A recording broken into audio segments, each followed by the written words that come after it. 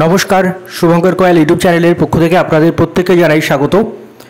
এই মুহূর্তের খুব বড় খবর এবং বেশ হতাশাজনক খবর, পিএসসি ক্লার্কশিপ এবং মিসলেনিয়াসের রেজাল্ট কবে আসবে সেটা নিয়ে এবং মেন পরীক্ষা কবে হবে সেটা নিয়ে বিগ ব্রেকিং আপডেট এই মুহূর্তের পিএসসির একজন প্রাক্তন শ্রদ্ধেয় স্যারের থেকে জানা যাচ্ছে আপডেটগুলো। তিনি তার চ্যানেলে কমেন্টে স্টুডেন্টের কমেন্টে উত্তরে জানিয়েছেন ব্যাপারগুলো কি। প্রথমত মিসলেনিয়াস ক্লার্কশিপ পরীক্ষা কবে হতে পারে, মানে মেন পরীক্ষা কবে হতে পারে, রেজাল্ট কবে আসতে পারে। দেখুন, উনি প্রথমত বলেছেন যেটা যে মিসলেনিয়াসের মেন এক্সাম 18 তারিখ হচ্ছে না, 18ই মে হচ্ছে না। কেন হচ্ছে না? কারণ খাতা দেখা কমপ্লিট হয়নি। এবং তিনি এটাও বলেছেন যে 18ই মের মধ্যে খাতা দেখা হয়তো কমপ্লিটও হবে না, অর্থাৎ খাতা দেখা শেষ হতে হতে 18 মে ক্রস করে যাবে, অর্থাৎ 18 মের আগে রেজাল্ট আসারও প্রায় সম্ভাবনা নেই বললেই চলে। আর সবচেয়ে আশ্চর্যজনক বিষয় যেটা নিয়ে মানে রাগে গা জ্বলে যায় যে জিনিসটা দেখে সেটা হচ্ছে স্যার যেটা জানিয়েছেন ওনার প্রতি কোনো রাগ নেই, উনি তো স্টুডেন্টদের জানাচ্ছেন আপডেটগুলো আমরা জানতে পারছি, কিন্তু রাগে পিএসসির উপরে রাগে গা জ্বলে যাচ্ছে এই কারণে যে পিএসসি নাকি এখনও ক্লার্কশিপের খাতা দেখা শুরু করেনি। ভাবা যায়? স্যার যেটা জানিয়েছেন যে পিএসসি এখনও ক্লার্কশিপের খাতা দেখা শুরু করেনি, মিসলেনিয়াসের খাতা দেখা শেষ হবে, তারপরে নাকি ক্লার্কশিপের খাতা দেখা তারা শুরু করবে। ক্লার্কশিপের পরীক্ষা হয়েছে নভেম্বর মাসে, ডিসেম্বর, জানুয়ারি, ফেব্রুয়ারি, মার্চ, এপ্রিল 5 মাসের বেশি অতিক্রান্ত এখনও নাকি তারা খাতা দেখা শুরু করতে পারেনি। এবং মিসলেনিয়াসেরও খাতা দেখা এক্ষুনি শেষ হবে বলে মনে হচ্ছে না। স্যারের কথা অনুযায়ী মানে যেদিন মেন এক্সাম ডেট ছিল তার আগে তো খাতা দেখা কোনো মতেই শেষ হওয়া প্রায় অসম্ভব ব্যাপার। তার মানে যেটা বোঝা যাচ্ছে যে মিসলেনিয়াস তো লেট হচ্ছেই, এবং ক্লার্কশিপ যে কত লেট হবে এখনও পর্যন্ত খাতা দেখাই শুরু করতে পারেনি। জাস্ট প্যাথেটিক ব্যাপার আর কি, যেটা বলা যায়। তো মেন পরীক্ষা পেশ হবে, তো আমাদের কি করণীয়? প্রথমত আপনারা জানেন, আরও একবার মনে করিয়ে দিই, 28শে এপ্রিল সোমবার পিএসসি অভিযান রয়েছে সকাল 11টায়। কেন রয়েছে আপনারা আশা করি প্রত্যেকে জানেন, এবং আপনারা বুঝতে পারছেন যে সমস্ত পরীক্ষা চক্রান্ত করে একের পর এক বন্ধ করে দেওয়ার চেষ্টা চলছে। মিসলেনিয়াস এক্সামের খাতা দেখা হচ্ছে না, ক্লার্কশিপ এক্সামের 5 মাস পরেও খাতা দেখা শুরু হচ্ছে না। তার মানে চক্রান্ত করে করে একের পর এক্সাম বন্ধ করে দেওয়া হচ্ছে। সমস্ত এক্সাম বন্ধ পশ্চিমবঙ্গের। ক্লার্কশিপ মিসলেনিয়াসটা চলছিল, কিন্তু সেটাকেও বিভিন্নভাবে বন্ধ করার একটা অসাধু চেষ্টা বলা যায়, সেটা কিন্তু চলছে। এবং কেন চলছে, কী জন্য চলছে, সে আপনি সবাই হয়তো অনেকটা আন্দাজ করতে পারছি। তো কথা হচ্ছে যে যদি সারা জীবন বেকার না থাকতে চান, যদি মনে করেন যে আপনি যোগ্য, আপনি পড়াশুনো করেছেন, নিজের ডিগ্রি আপনার রয়েছে, আপনি যোগ্য, নিজের যোগ্যতা প্রমাণ করার ক্ষমতা আপনার রয়েছে, কিন্তু আপনি সুযোগ পাচ্ছেন না। কেন সুযোগ পাচ্ছেন না? কারণ পরীক্ষা হচ্ছে না, তার জন্য আপনি সুযোগ পাচ্ছেন না। তো অবশ্যই কিন্তু 28শে এপ্রিল আসুন, পরীক্ষা হওয়াতে হবে, এই অচল অবস্থা কাটাতে হবে, নইলে কিন্তু আর মানে কিছু বলার নেই। উত্তরবঙ্গ দক্ষিণবঙ্গ নিয়ে অনেক কথা হয়েছে, আমরা অনেকবার ডেপুটেশন দিতে গেছি, অনেকবার আন্দোলন করেছি। উত্তরবঙ্গের ছেলেমেয়েরা বলেছে আমরা দূর থেকে আমরা আসতে পারি না। আমরা বলেছি ঠিক আছে, যখন বড় আন্দোলন হবে আপনারা আসবেন, আর ডেপুটেশনটা আমরা নিজেরাই নিজেদের সময় ব্যয় করে আমরা করে দিচ্ছি। কিন্তু এবার আসতে হবে উত্তরবঙ্গে। এবার যদি উত্তরবঙ্গের ছেলেমেয়েরা না আসতে পারে তাহলে খুব মানে বাজে লাগবে ব্যাপারটা আমাদের।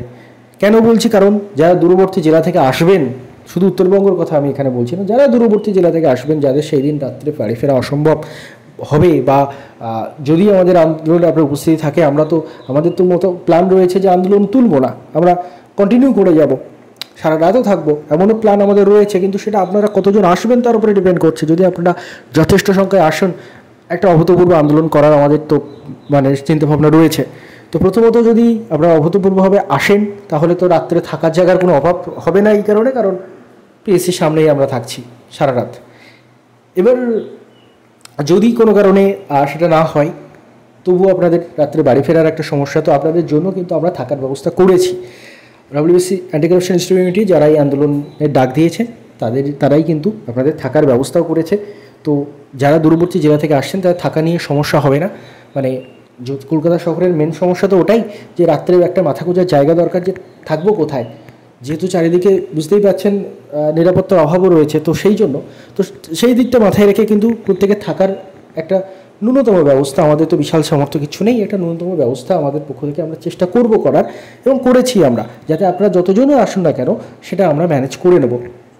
তো আপনারা দূরবর্তী জেলা থেকে যারাই আসবেন তাদের থাকার ব্যবস্থার সুযোগ রয়েছে। তো আপনারা কিন্তু আমাদের বাড়ি দূরে, আমরা ফিরতে পারবো না, ইত্যাদি ইত্যাদি অজুহাত দেখে কিন্তু লেট করবেন না, আপনারা আসুন, এটাই হচ্ছে আমাদের বলার।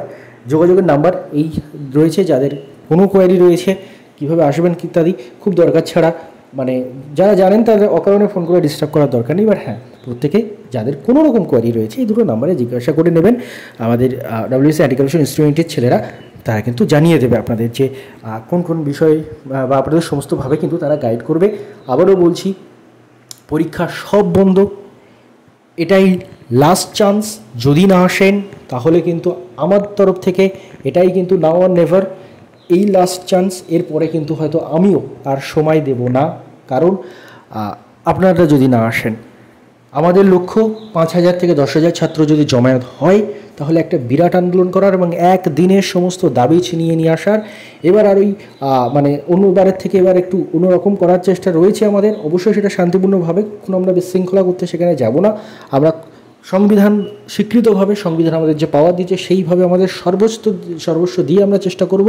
সেটা হতে পারে অবস্থান বিক্ষোভ, সেটা হতে পারে ঘেরাও, সেটা হতে পারে অবরোধ, যা কিছু হতে পারে, এবং সেটা ডিপেন্ড করবে আপনারা কতজন আসছেন। আপনারা যদি 5-10 হাজার জন আসেন, আমি কথা দিচ্ছি আপনাদের যে বিশাল কিছু হয়ে যাবে, বিশাল কিছু হয়ে যাবে, অনেক দাবি আদায় হয়ে যাবে প্রত্যেকের।